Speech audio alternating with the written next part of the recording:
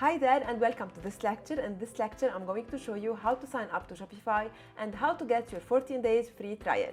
So here I am on Shopify.com and I just need to enter my email in here and to click on Start Free Trial. I'm going to enter my email and I'm going to click on Start Free Trial. I'm headed now to this page. In here, I should have my email in here. In here, I should enter my password. And in here, I should enter my store name. If you already have a brand, either maybe on Etsy or maybe you have a brand on Instagram or maybe you have a retail in real life, it would be better to put your brand name in here. However, if you are just starting out and you are not 100% sure about your brand name, I recommend you to put the closest possible to your brand name. So put something that's very related, so when you pick your brand name, this name will still make sense. This name is the one that Shopify will use in your domain name, which means when we create the store, we will get this name .myshopify.com. However, through this course, I'm going to show you how to change the default Shopify name and replace it by a branded domain name, because this is better to look professional and to look like a true brand. So I'm going to put here my store name. Let's say, for example, I'm starting a store where I sell knitting accessories. I'm going to call this store Knitting and Needles.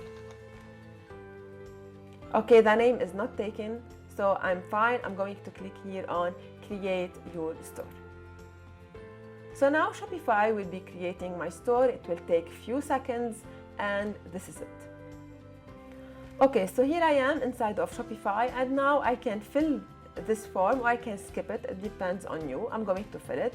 Are you already selling? Here you reply. I'm going to say that I'm just playing around. Now Shopify will be recommending things to help me. If you want help with any of these things, you can, for example, pick or you can skip that. In here you put your current revenue and in here you put your industry. I'm going to pick other, for example, and I'm going to click on next. And now I need to put my address because this is something Shopify requires from store owners to get paid. I'm going to put my address in here and I'm going to click on Enter My Store, and this is it. My store will be created. Few seconds and Shopify will take me to the Shopify dashboard. So as you can see, I'm inside of the Shopify dashboard in here and my store is created. Let me minimize this a little bit to show you how my URL looks like. So now my store URL is knittingandneedles.myshopify.com.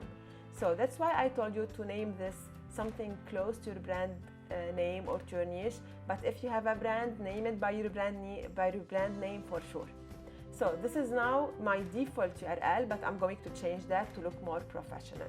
Now if I take this address and I go to another browser, let's say Firefox, I can see that my store is password protected, which means that no one can see my store because they need to enter a password before being able to see it.